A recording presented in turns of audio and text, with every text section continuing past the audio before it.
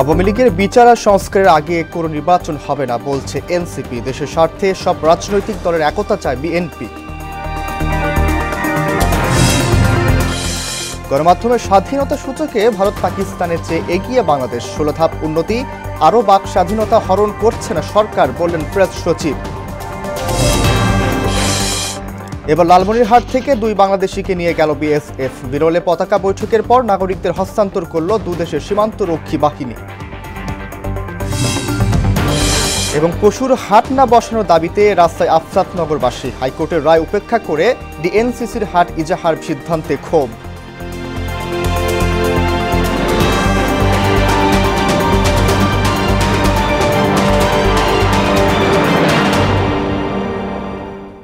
আসসালামু আলাইকুম, সবাইকে বহনা সংবাদে স্বাগত। শুনছিলেন শিরোনাম, সঙ্গে আছি আমি আব্দুর রউফ। এবার বিস্তারিত। অবিলম্বে আওয়ামী লীগের নিবন্ধন বাতিলের দাবি জানিয়েছেন জাতীয় নাগরিক কমিটির আহ্বায়ক নাহিদ ইসলাম। শুক্রবার রাজধানীতে এনসিপির বিক্ষোভ সমাবেশে তিনি বলেন, মুজিববাদী সংবিধানের মাধ্যমে আওয়ামী লীগ দেশের জনগণকে ন্যায্য অধিকার থেকে বঞ্চিত করেছে। আওয়ামী লীগ প্রশ্ন অমীমাংসিত রেখে বাংলাদেশে কোনো নির্বাচন হতে দেওয়া হবে না বলে হুঁশিয়ারি দেন দলটি নেতারা। আরো জানাচ্ছেন ওবায়দুল হক মারুফ। জুলাই গণঅভ্যুত্থানে গণহত্যার দায়ে আওয়ামী লীগের বিচার ও দলটির রাজনৈতিক কার্যক্রম নিষিদ্ধের দাবিতে জাতীয় নাগরিক পার্টি ঢাকা মহানগরের এই বিক্ষোভ সমাবেশ। এতে রাজধানীর বিভিন্ন এলাকা থেকে যোগ দেন এনসিপির নেতাকর্মীরা। উপস্থিত ছিলেন জুলাই আগস্ট আন্দোলনে আহত সহ শহীদ পরিবারের সদস্যরা। সমাবেশে দলটির কেন্দ্রীয় নেতারা বলেন, মৌলিক সংস্কারের আগে দেশে কোনো নির্বাচন হবে না। আওয়ামী লীগকে যারা পুনর্বাসিত করার চেষ্টা করছে তাদের বিরুদ্ধেও কঠোর অবস্থানে যাওয়ার হুঁশিয়ারি দেন বক্তারা। দাবি জানান গণপরিষদ নির্বাচনের।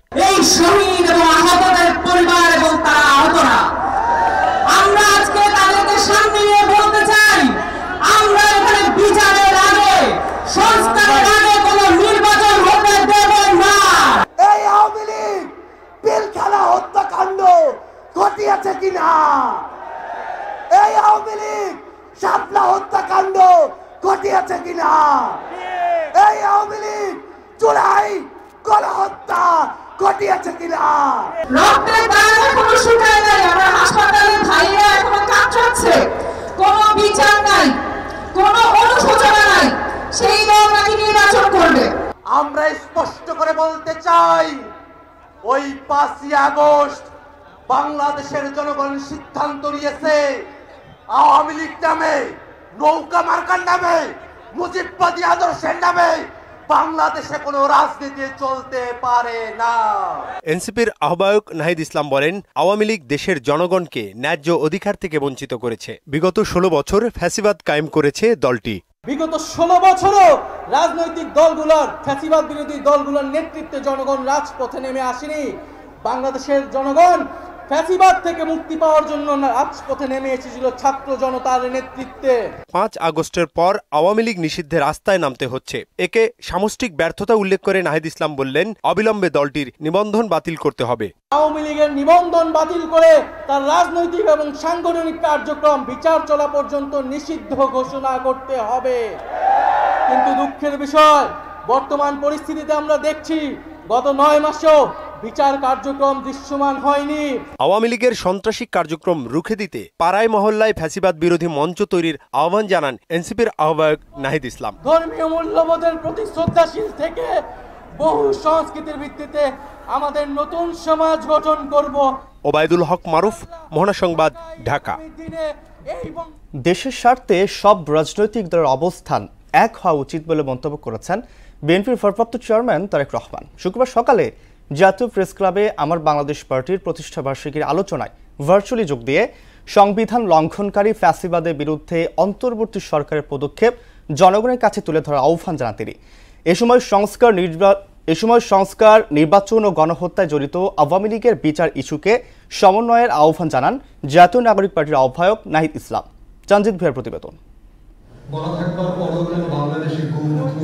এবি পার্টির ৫ম প্রতিষ্ঠাবার্ষিকী উপলক্ষে জাতীয় প্রেস ক্লাবে আয়োজন করা হয় আলোচনা সভার। এতে প্রধান অতিথি হিসেবে ভার্চুয়ালি যুক্ত হন বিএনপির ভারপ্রাপ্ত চেয়ারম্যান তারেক রহমান। আলোচনার শুরুতেই শুভেচ্ছা বক্তব্য দেন এবি পার্টির সাধারণ সম্পাদক। বলেন, দেশের সমস্যার সমাধানে কাজ করছে এবি পার্টি। এই বাংলাদেশে আমরা দায় এবং দরদের ভিত্তিতে নতুন রাজনীতি বিনির্মাণ করব, নতুন বাংলাদেশ ২ গড়ব। আলোচনায় অংশ নিয়ে প্রয়োজনীয় সংস্কার শেষে দ্রুত নির্বাচনের আহ্বান জানান বিভিন্ন রাজনৈতিক দলের নেতারা। আমাদের সমালোচনা করবেন, কখনো যদি আমাদের ভুল হয়, আমাদের কথায়, আমাদের আচরণে, আমাদের যে কোনো কর্মসূচিতে। আমরা সবাই সংস্কার চাই, নির্বাচিত সরকারের বিকল্প নাই।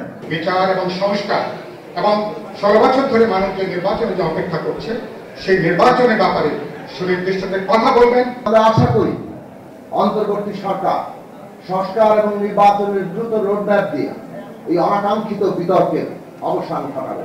আওয়ামী লীগের রাজনীতি নিষিদ্ধের দাবি জানিয়ে দ্রুত দলটির নিবন্ধন বাতিলের আহ্বান জানান এনসিপির আহ্বায়ক নাহিদ ইসলাম। আওয়ামী লীগের নিবন্ধন বাতিলটা এই সময় অতি দ্রুত সময় আসলে করা উচিত।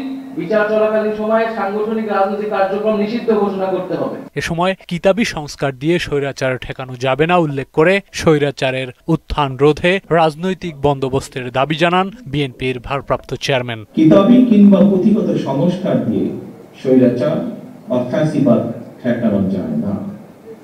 সংবিধান বা আইন না মানের কারণেই মানুষ ফ্যাসিবাদী হয়ে ওঠে। জনগণকে রাজনৈতিক এবং অর্থনৈতিক ক্ষমতা নিশ্চিত করা না গেলে শেষ পর্যন্ত কোনো সংস্কারই বোধহয় টেকসই হয় না। রাজনৈতিক দলগুলোকে অবজ্ঞা করে বিরাজনীতিকরণের চেষ্টা হলে গণতন্ত্র হুমকিতে পড়বে বলেও আশঙ্কা জানান তিনি। রাজনৈতিক দলগুলোকে অবজ্ঞা এবং জনগণের রায়কে অবহেলা করে বিরাজনীতিকরণকে উৎসাহিত করা হলে সেটি শেষ পর্যন্ত গণতন্ত্রকে ঝুঁকির মধ্যে কিন্তু ফেলে দেবে। জন আকাঙ্ক্ষার প্রতিফলনে দ্রুত জাতীয় নির্বাচনের রোডম্যাপ ঘোষণার দাবিও জানান তারেক রহমান। দৃঢ়ভাবে বিশ্বাস করি বাংলাদেশকে আর কেউ তাবেদার রাষ্ট্রে পরিণত করে রাখতে সক্ষম হবে না।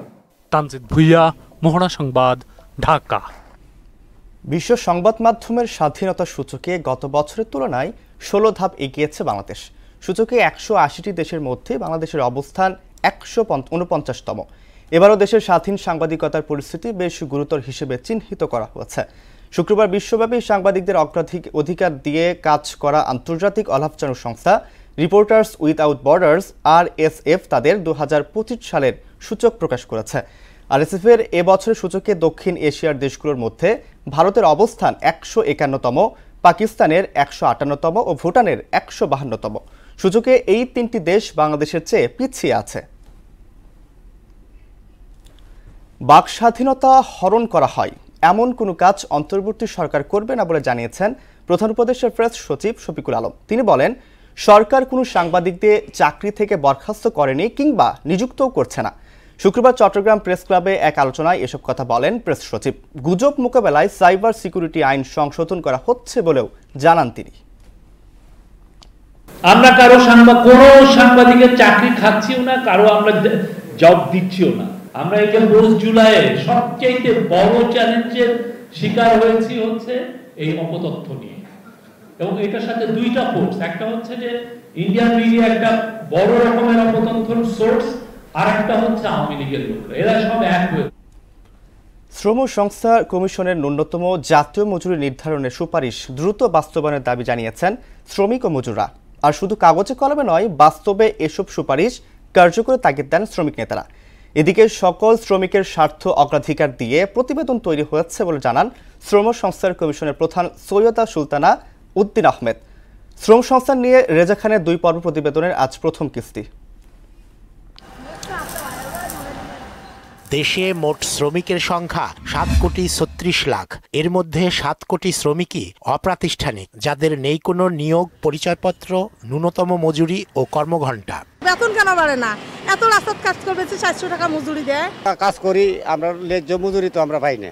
এই বাস্তবতায় শ্রম সংস্কারে গঠিত কমিশন প্রধান উপদেষ্টা মোহাম্মদ ইউনূসের কাছে 460 পৃষ্ঠার প্রতিবেদন জমা দিয়েছে। এতে শ্রম খাতের উন্নয়নে মোট 25টি সুপারিশ করা হয়। ফিক্স করার জন্য বেতনটা, তাইলে আর কেউ কোনো সমস্যা হবে না। আমরা সেভাবে বেতন আমরা সেভাবে পাই না। এর মধ্যে প্রত্যেক শ্রমিকের পরিচয়পত্র প্রদান, জাতীয় ন্যূনতম মজুরি নির্ধারণ, শ্রমিকের সামাজিক নিরাপত্তা স্কিম, প্রত্যেকের অভিযোগ জানানোর প্ল্যাটফর্ম তৈরি এবং তাদের সংগঠিত হওয়ার অধিকার, এই 5 বিষয়কে অগ্রাধিকার দেওয়া হয়েছে। আমাকে যে চাকরি না, আমাকে যে গাড়ি যদি থাকে তাহলে গাড়ি দেয়। নির্ধারিত হলে ভালো হয়, অবশ্যই ভালো হয়, কিন্তু এটা নির্ধারিত হবে না। দ্রব্যমূল্য বৃদ্ধি ও জীবনযাপনের ব্যয়ের সঙ্গে সঙ্গতি রেখে দ্রুত মজুরি বৃদ্ধির উদ্যোগ নেয়ার দাবি জানান শ্রমিক ও মজুররা। ঘর ভাড়া চাইছিলাম 3000 টাকা, সে ঘর ভাড়া হয়েছে 4500 5000 টাকা। আবার ফির সব জিনিসেরই দাম বেশি, চলে না তো, আমরা কষ্ট করি থাকি। এসব সংস্কার যেন ফাইলবন্দি ও কাগজ কলমেই সীমাবদ্ধ না থাকে তা নিশ্চিত করার উপর জোর দেন গার্মেন্টস শ্রমিক নেতারা। আমাদের সংবিধানে অনেক ভালো কথা বলা আছে, আইনেও অনেক ভালো কথা বলা আছে, কিন্তু সেটা যদি ইমপ্লিমেন্টেশন যদি না হয়, বাস্তবায়ন যদি না হয়, তাহলে এটা শুধুমাত্র একটা কাগজের কথাতেই পরিণত হয়। তা আমরা প্রত্যাশা করব, আমরা তো অতীতে ফিরতে চাই না। সকল শ্রমিকের সমস্যা নিয়ে এমন প্রতিবেদন বাংলাদেশে এর আগে তৈরি হয়নি বলে মনে করেন শ্রম সংস্কার কমিশন। এর আগে শ্রম আইন সংস্কার কমিশন হয়েছে, কিন্তু তারা তো এই শ্রম আইনটা সংস্কার করেছে যেটা মূলত বাংলাদেশের 10 ভাগ শ্রমিকের সুরক্ষা দেয়। 100 ভাগ শ্রমিককে নিয়ে কোনোদিন কোনো প্রতিবেদন ওইভাবে তৈরি হয়নি, যার জন্য আমরা এবার চেষ্টা করেছি সবার জীবনটা তুলে ধরতে। প্রতিবেদন জমা দেওয়ার পরের সপ্তাহ থেকে তা বাস্তবায়নের উদ্যোগ নেওয়া সম্ভব বলেও মত দেন তিনি। যে সুপারিশগুলো আমরা করেছি সেগুলো আগামী সপ্তাহ থেকে শুরু হয়ে যাওয়া উচিত। রেজা খান, মোহনা সংবাদ, ঢাকা। এবার লালমনিরহাটের পাটগ্রাম সীমান্তে ছবি তোলার সময় এসএসসি পরীক্ষার্থী সহ 2 বাংলাদেশিকে ধরে নিয়ে গেছে ভারতীয় সীমান্তরক্ষী বাহিনী বিএসএফ। শুক্রবার সন্ধ্যায় পাটগ্রাম উপজেলার গাটিয়ার পার সীমান্তের 825 নম্বর সাব পিলারের কাছ থেকে তাদের ধরে নিয়ে যাওয়া হয়। আটককৃতরা সম্পর্কে মামা ভাগ্নে। স্থানীয়রা জানান, আটককৃত 2 ব্যক্তি পাটগ্রাম সীমান্তে ঘুরতে যান। এ সময় সীমান্তের কাছে একটি চা বাগান দেখতে পার্শ্ববর্তী পুকুর পাড়ে গেলে বিএসএফ এর প্রায় 25 জন সদস্য তাদের ধরে নিয়ে যায়। দিনাজপুরের বিরলে সীমান্ত থেকে ধরে নিয়ে যাওয়া 2 বাংলাদেশিকে ফেরত দিয়েছে ভারতীয় সীমান্তরক্ষী বাহিনী বিএসএফ। এর বিনিময়ে ভারতীয় 2 নাগরিককে বিএসএফ এর কাছে হস্তান্তর করেছে বর্ডার গার্ড বাংলাদেশ। শুক্রবার বিজিবি বিএসএফ পতাকা বৈঠকের পর 2 বাংলাদেশিকে হস্তান্তর করা হয়। এদিন দুপুরের পর 320 মেইন পিলারের কাছ থেকে মাসুদ ও এনামুল নামের 2 কৃষককে ধরে নিয়ে যায় বিএসএফ। এই ঘটনার জেরে 2 ভারতীয় নাগরিককে আটকে রেখেছে বিক্ষুব্ধ গ্রামবাসী। হাইকোর্টের রায় উপেক্ষা করে আফতাবনগরে পশু হাট ইজারা দিয়েছে ঢাকা উত্তর সিটি কর্পোরেশন। নগর কর্তৃপক্ষের এমন আচরণে হতভাগ আফতাবনগরের কয়েক হাজার মানুষ। এর প্রতিবাদে শুক্রবার আফতাবনগর 0 পয়েন্টে মানববন্ধন ও প্রতিবাদ সমাবেশ করেছে এলাকাবাসী। হাট বসানোর চেষ্টা করলে প্রতিহতের ঘোষণাও দেন তারা। মনিরুল ইসলামের প্রতিবেদন। আফতাবনগরের আবাসিক এলাকায় পশুহাট বসানোর বিরুদ্ধে গেল বছর হাইকোর্টে রিট করেন স্থানীয় বাসিন্দা আলমগীর হোসেন ঢালি। এর প্রেক্ষিতে ওই বছর 30 এপ্রিল হাট বসানোর উপর নিষেধাজ্ঞা দেন বিচারপতি নাইমা হায়দার ও বিচারপতি কাজী দিনাথকের হাইকোর্ট বেঞ্চ। বেশ কয়েক বছর ধরেই পশুর হাট বসছে আফতাবনগরে। এর একটি অংশ দক্ষিণ সিটির, বাকিটা উত্তর সিটি কর্পোরেশনের। উচ্চ আদালতের রায়ে ডিএসসিসি সম্মান জানালেও ভিন্ন কৌশল নিয়েছে ডিএনসিসি। নিষেধাজ্ঞা উপেক্ষা করেই রাজকের নিয়ন্ত্রণাধীন আবাসিক জায়গায় এবারও পশুহাটের ইজারার দরপত্র আহ্বান করে উত্তরের নগর কর্তৃপক্ষ। 19 এপ্রিল অস্থায়ী হাটের ইজারার দরপত্র প্রকাশ করে তারা, যেখানে আফতাবনগরের বাড্ডা ইস্টার্ন হাউজিং এর নামও উল্লেখ করা হয়। এমন সিদ্ধান্তে ক্ষুব্ধ আফতাবনগরের বাসিন্দারা শুক্রবার দুপুরের পর রাস্তায় নেমে প্রতিবাদ করে কয়েক হাজার মানুষ। তারা বলছেন, নাগরিক সুবিধা দেওয়ার বদলে ভোগান্তি সৃষ্টি করছে সিটি কর্পোরেশন। একদল বহিরাগত এসে হাজির হয় ডাক নিয়ে কোরবানি, তারা 1 সপ্তাহ এখান থেকে টাকা অর্জন করে নিয়ে যায়। আমরা 6 মাস ভুগি। বৈষম্যের কোনো কাজ এখানে হতে দেওয়া যাবে না। এটা বসবাসের জায়গা, এটা আবাসিক এলাকা। বসবাসের জায়গা এবং আবাসিক এলাকা আর হাট কখনো একটা। গরুর হাট ইজারা দেওয়ার জন্য সরকারি জায়গা লাগে। আফতাবনগরে 12,600 প্লট কোন ব্যক্তি মালিকানা, সরকারি কোনো জায়গা নাই। আফতাবনগর একটি পরিকল্পিত শহর, এখানে লক্ষ লক্ষ মানুষের বসবাস। এই সুন্দর পরিবেশটা যেন নষ্ট না হয়। হাট বসানোর চেষ্টা করলে তা যে কোনো উপায়ে প্রতিহতের কথাও বলেন তারা। আমাদের যেন হাইকোর্ট পর্যন্ত আবার না যাওয়া লাগে। এই 2-1 জনের ভিতরে দেখি আপনাদের নোটিশও আপনারা সংশোধন করছেন। আফতাবনগরে যদি আমাদের গরুর হাটের এই দাবি মানে না নেওয়া হয়, আমরা সবাই আফতাবনগরবাসী এখানে রক্ত দিব। আপনারা প্রস্তুত? আবাসিক এলাকার পরিবেশ বজায় রাখতে দ্রুত কার্যকরী ব্যবস্থা নেওয়ার দাবি জানান আফতাবনগরের বাসিন্দারা। মনিরুল ইসলাম, মোহনা সংবাদ, ঢাকা। ঈদের পর থেকেই অস্থির রাজধানীর সবজির বাজার। শুক্রবার ছুটির দিনে তা আরও চড়া। বাড়তি মাছ মুরগির দামও। তবে রমজানের পর লিটারে 14 টাকা বেড়ে স্থিতিশীল সয়াবিন তেলের দাম। আর বোরো মৌসুমে কিছুটা নিম্নমুখী চালের বাজার। এখনও বাজারে সিন্ডিকেটের দৌরাত্ম্য চলছে জানিয়ে তা বন্ধে তদারকি বাড়ানোর দাবি জানিয়েছেন ভোক্তারা। রেজা খানের আরেকটি রিপোর্ট। রমজানের পর সয়াবিন তেল লিটারে 14 টাকা আর 5 লিটারে 70 টাকা বেড়ে বর্তমানে স্থিতিশীল আছে দাম। এদিকে প্রতি সপ্তাহেই বাড়ছে গুঁড়ো দুধ, সাবান, পাউডার আর পেস্টের দাম। গুঁড়া দুধগুলো বাড়ছে, ডিপ্লোমা, ডানু এগুলো 1 কেজিতে 20 টাকা করে বাড়ছে। তারপর সাবান, লাক্স সাবান যেটা 80 টাকা ছিল ওটা এখন 90 টাকা, লাইট বয় সাবান যেটা 50 ওটা এখন 55 টাকা। বোরো ধানের চাল এখনো আসেনি বাজারে, তবে মিনিকেটের দাম কেজিতে 8 টাকা আর 28 ও নাজির শাইলের দাম কেজিতে 2 টাকা পর্যন্ত কমেছে। 28 কমছে 1 টাকা হইতে 2 টাকা, আর মিনিট কমছে 6 টাকা হইতে 8 টাকা প্রতি কেজিতে নতুনগুলি, আর পুরানগুলি আগের দামই আছে। বেগুন, কাকরোল আর শশা 120 টাকার মধ্যে বিক্রি হচ্ছে। ধনেপাতার কেজি 200 টাকা আর বাকি সব সবজি 60 থেকে 90 টাকা দরে বিক্রি হচ্ছে।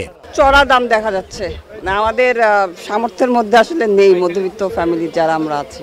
সিন্ডিকেট ভাঙার চেষ্টা করে নাই তো না, আর এখন আমরা যারা ক্রেতা তারা আমরা দুর্বিষহে পড়ছি। গরু ও খাসির মাংসের দাম 750 এবং 1200 টাকায় অপরিবর্তিত। তবে দেশি এবং কক মুরগির দাম 30 এবং ব্রয়লারের দাম কেজিতে 10 টাকা বেড়েছে। সিন্ডিকেট তো আছে, গত সপ্তাহে ছিল 620 টাকা, তাই না? আজকে কত 680 টাকা। আজকে মালের দরকার আছে প্রায় 120-30টা পাইছি, মাত্র 40 করে, তাও দাম বেশি না, কিনে আনছি। এদিকে কেজিতে 30 টাকা পর্যন্ত বেড়েছে বেশিরভাগ মাছের দাম, তবে ডিমের ডজন 125 টাকায় অপরিবর্তিত আছে। 15 দিন যাবত 125 টাকা ডজন বিক্রি করতেছি আমরা। সবসময় আমরা দেখি যে টিভিতে বলে যে কমছে, কিন্তু বাজারের অ্যাকচুয়াল পরিস্থিতি তো আসলে কমা না। একবার তার নুন দিয়ে খাওয়া যায় না, বেশি হলো কম বেশি না হয় লাগে। কেজিতে 20 টাকা 20টা বাড়ছে। এ অবস্থায় বাজার সিন্ডিকেটের দৌরাত্ম্য বন্ধে তদারকি বাড়ানোর দাবি জানিয়েছেন ভোক্তারা। রেজা খান, মোহনা সংবাদ, ঢাকা। এদিকে দেশের অন্যতম বৃহৎ চালের মোকাম কুষ্টিয়ার খাজানগরে কমতে শুরু করেছে সব ধরনের চালের দাম। সপ্তাহের ব্যবধানে সব ধরনের চালের দাম কমেছে কেজিতে 7 থেকে 8 টাকা।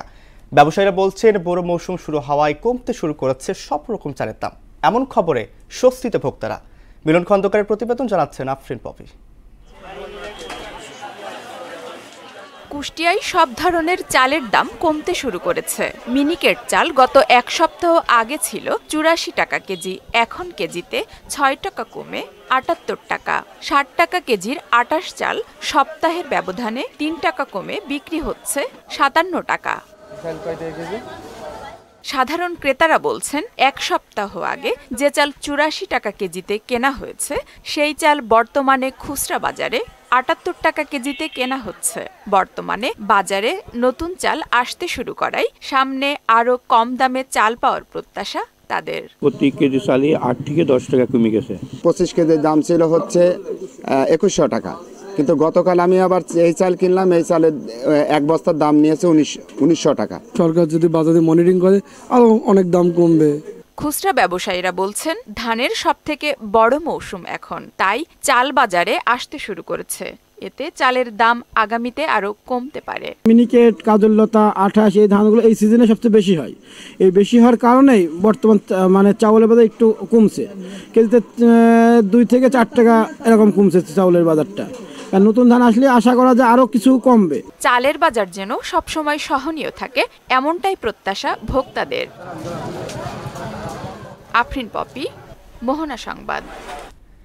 রাখাইনে মানবিক করিডোর দেওয়ার বিষয়ে সিদ্ধান্ত নেবে নির্বাচিত সরকার, এমন মন্তব্য করে বিএনপি চেয়ারপারসন উপদেষ্টা জয়নুল আবেদিন ফারুক বলেন, নির্বাচনের খবর নেই, সরকার কেবল করিডোর নিয়ে ব্যস্ত। শুক্রবার জাতীয় প্রেস ক্লাবে বাংলাদেশ জাতীয়তাবাদী গণজাগরণ দলের কেন্দ্রীয় নির্বাহী কমিটি আয়োজিত আলোচনায় এসব কথা বলেন তিনি। বিএনপির এই নেতার দাবি 8 মাস ধরে অন্তর্বর্তী সরকারকে সহযোগিতা করছে তার দল, তবে ফখরুদ্দিন মহিনুদ্দিনের মতো ক্ষমতা দীর্ঘায়িত করার স্বপ্ন মানবে না বিএনপি। ঢাকা সিলেট মহাসড়কের ৬ লেন কাজের অগ্রগতি থাকলেও সিলেট অংশে এ পর্যন্ত সম্পূর্ণ হয়েছে মাত্র ১৩%। জমি অধিগ্রহণ জটিলতায় ধীর গতিতে এগোচ্ছে সিলেটবাসীর স্বপ্নের ৬ লেন প্রকল্পের কাজ। এতে দুর্ভোগের পাশাপাশি নেতিবাচক প্রভাব পড়ছে ব্যবসা বাণিজ্যে। কর্তৃপক্ষ বলছে কাজের গতি বাড়ানোর চেষ্টা চলছে। সিলেট থেকে শিপার চৌধুরীর প্রতিবেদন আরও জানাচ্ছেন।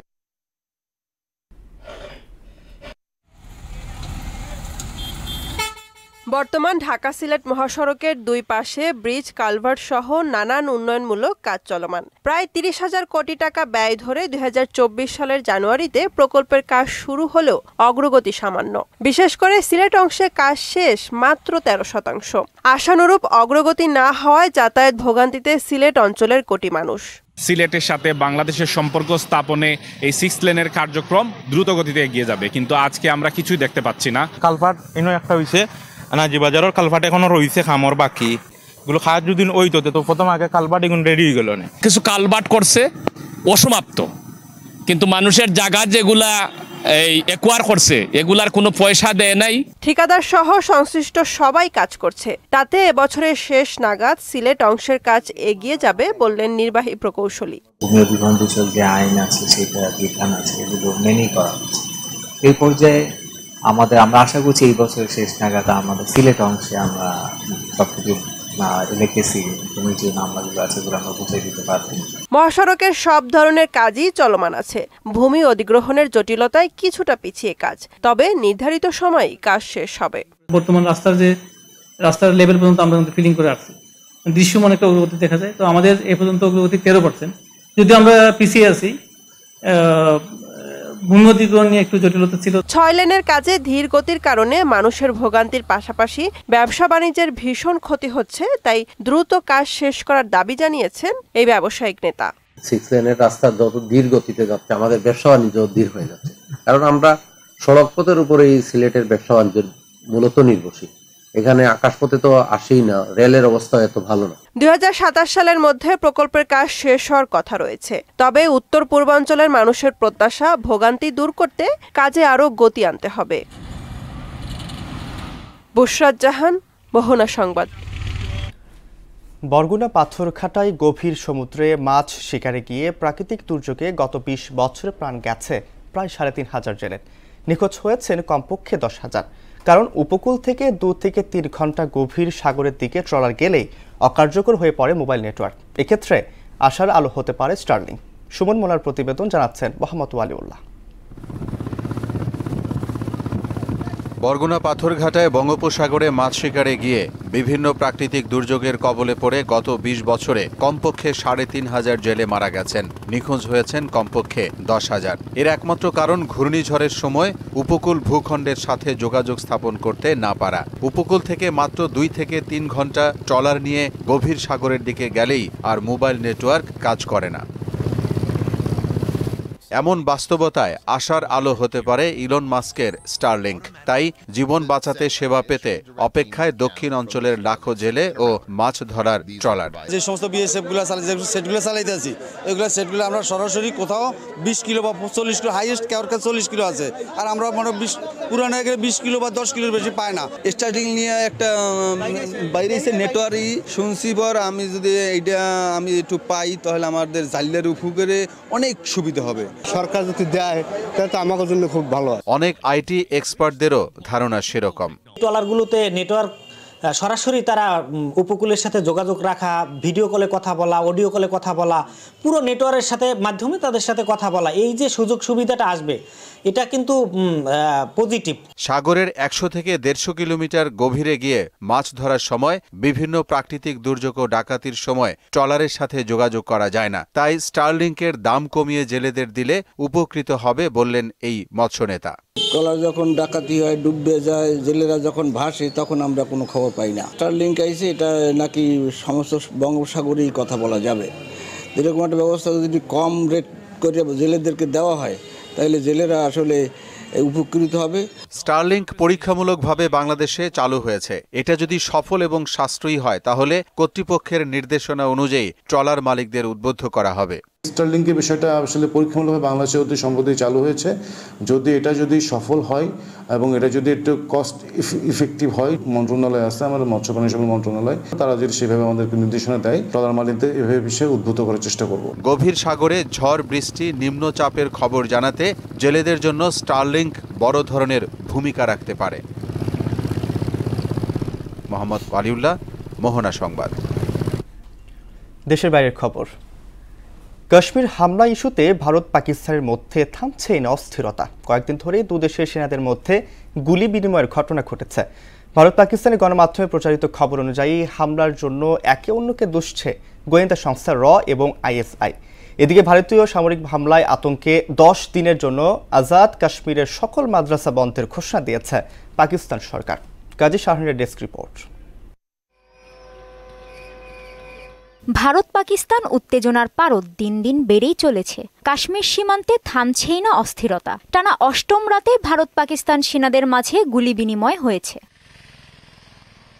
এদিকে কাশ্মীরের পহেলগাম হামলা নিয়ে সামনে আসছে চাঞ্চল্যকর নানা তথ্য। সোশ্যাল মিডিয়া অ্যাপ্লিকেশন টেলিগ্রামে ফাঁস হওয়া এক গোপন নথির উদ্ধৃতি দিয়ে পাকিস্তানের সংবাদ মাধ্যম পাকিস্তান টেলিভিশন বলছে এর পেছনে ভারতীয় গোয়েন্দা সংস্থা র জড়িত। প্রতিবেদনে বলা হয়, নথিতে ঘটনাটিকে অমুসলিম জনগোষ্ঠীকে লক্ষ্য করে চালানো হামলা বলে প্রচার করার সুস্পষ্ট নির্দেশনা দেয়া হয়েছে। এছাড়া পাকিস্তানি গোয়েন্দা সংস্থা আইএসআইকে জড়িয়ে প্রোপাগান্ডা ছড়াতে ভুয়া অ্যাকাউন্ট ব্যবহারের পরিকল্পনার কথাও উল্লেখ করা হয়। তবে নথিটি আসল কিনা তা যাচাই করা সম্ভব হয়নি।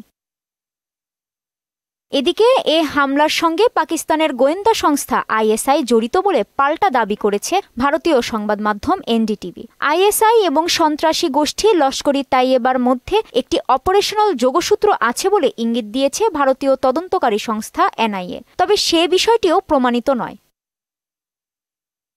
অন্যদিকে জম্মু ও কাশ্মীরের পহেলগামে সন্ত্রাসী হামলাকে ঘিরে সৃষ্ট উত্তেজনার জেরে বন্ধ করা হয়েছে পাকিস্তান নিয়ন্ত্রিত কাশ্মীরের সব মাদ্রাসা। যে কোনো সময় ভারতীয় সেনাবাহিনী সামরিক হামলা চালাতে পারে এমন আশঙ্কায় 10 দিনের জন্য সব মাদ্রাসা বন্ধের সরকারি নোটিশ জারি করা হয়েছে। কাজী শাহরিন, মোহনা সংবাদ। গাজা ভূখণ্ডে ইসরায়েলি বর্বরতায় গত 24 ঘন্টায় প্রাণ গেছে 31 ফিলিস্তিনির। এতে আহত হয়েছে আরও অর্ধশতাধিক। গত 1.5 বছরের বেশি সময় ধরে চলা ইসরায়েলি আগ্রাসনে উপত্যকাটিতে প্রাণহানি ছাড়িয়েছে 52,400। এদিকে সিরিয়ার রাজধানী দামেস্কে প্রেসিডেন্ট ফাসাদের কাছে একটি লক্ষ্যবস্তুতে হামলা চালিয়েছে ইসরায়েল। ইসরায়েল প্রধানমন্ত্রী বেনিয়ামিন নেতানিয়াহু সহ এ তথ্য নিশ্চিত করেন। ইসরায়েল সরকার জানিয়েছে দ্রুজ সম্প্রদায়ের সদস্যদের ওপর একটি কঠোরপন্থী গোষ্ঠীর হামলার জবাবে এই হামলা চালানো হয়েছে। চলতি মাসে বাংলাদেশের বিপক্ষে টি-20 সিরিজের চূড়ান্ত সূচি প্রকাশ করেছে সংযুক্ত আরব আমিরাত। এই সিরিজ দিয়ে 4 মাসের বেশি সময়ের পর টি-20তে ফরম্যাটে ফিরছে টাইগাররা। বিসিবির পক্ষ থেকেও একে স্বাগত জানানো হয়। এদিকে আরব আমিরাতের পরেই পাকিস্তান সফরে যাবে বাংলাদেশ দল। সেখানে রয়েছে 5 ম্যাচের টি-20 সিরিজ। বাকিটা জানাচ্ছেন মুদাসসির আলী। চলতি বছরের সেপ্টেম্বরে অনুষ্ঠিত হতে যাওয়া এশিয়া কাপ হবে টি-20 সংস্করণে। বিগ ইভেন্টে যাওয়ার আগে প্রস্তুতি নেওয়া জরুরি। সে লক্ষ্যে চলতি মাসে সফর শুরু করবে বাংলাদেশ দল। প্রথমটা হবে সংযুক্ত আরব আমিরাতে, যার মধ্য দিয়ে 4 মাসেরও বেশি সময়ের পর এই সংস্করণে ফিরছে টাইগাররা। এর আগে সবশেষ ওয়েস্ট ইন্ডিজের আমন্ত্রণে টি-20 খেলে বাংলাদেশ। শুক্রবার নিজেদের ওয়েবসাইটে টাইগারদের বিপক্ষে টি-20 সিরিজের সূচি ঘোষণা করে আমিরাত ক্রিকেট বোর্ড। সূচি অনুযায়ী আগামী 17 ও 19 মে শারজাহ স্টেডিয়ামে খেলবে টাইগাররা। দুটি ম্যাচই শুরু হবে বাংলাদেশ সময় রাত 9টায়। একে স্বাগত জানিয়েছে বিসিবি। এক বার্তায় বিসিবি সিইও নিজামুদ্দিন চৌধুরী এই সিরিজকে দুই দেশের ক্রিকেট বোর্ডের মধ্যকার সম্পর্ককে মজবুত করার পাশাপাশি আন্তর্জাতিক ক্রিকেটের প্রস্তুতি পর্ব হিসেবে উল্লেখ করেন। টি-20তে সংযুক্ত আরব আমিরাতের বিপক্ষে বাংলাদেশের রেকর্ড অবশ্য ভালো। সবশেষ 2022 সালে দুবাইয়ের মাটিতে 2 ম্যাচের সিরিজ খেলে টাইগাররা। শতভাগ জয় আছে সেখানে। এদিকে এই সিরিজের পরপরই পাকিস্তান সফরে যাচ্ছে বাংলাদেশ, যেখানে রয়েছে 5 ম্যাচের টি-20 সিরিজ। 25 ও 27 মে ফয়সালাবাদে হবে প্রথম ও দ্বিতীয় ম্যাচ। এরপর লাহোরের গাদ্দাফি স্টেডিয়ামে 30 মে তৃতীয় এবং 1 ও 3রা জুনে যথাক্রমে হবে চতুর্থ ও পঞ্চম টি-20। মুদাসসির আলী, মোহনা সংবাদ। শেষ করব মোহনা সংবাদ। যাওয়ার আগে শিরোনামগুলো জানিয়ে দিচ্ছি আর একবার।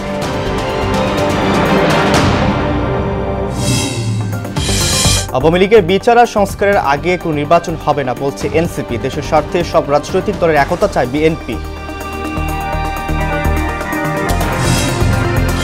গণমাধ্যমের স্বাধীনতা সূচকে ভারত ও পাকিস্তানের চেয়ে এগিয়ে বাংলাদেশ, 16 ধাপ উন্নতি। আরও কারো বাক স্বাধীনতা হরণ করছে না সরকার, বললেন প্রেস সচিব। এবার লালমনিরহাট থেকে 2 বাংলাদেশিকে নিয়ে গেল বিএসএফ। বিরলে পতাকা বৈঠকের পর নাগরিকদের হস্তান্তর করল দুদেশের সীমান্তরক্ষী বাহিনী। এবং পশুর হাট না বসানোর দাবিতে রাস্তায় আফতাবনগরবাসী। হাইকোর্টের রায় উপেক্ষা করে ডিএনসিসির হাট ইজাহার সিদ্ধান্তে ক্ষোভ।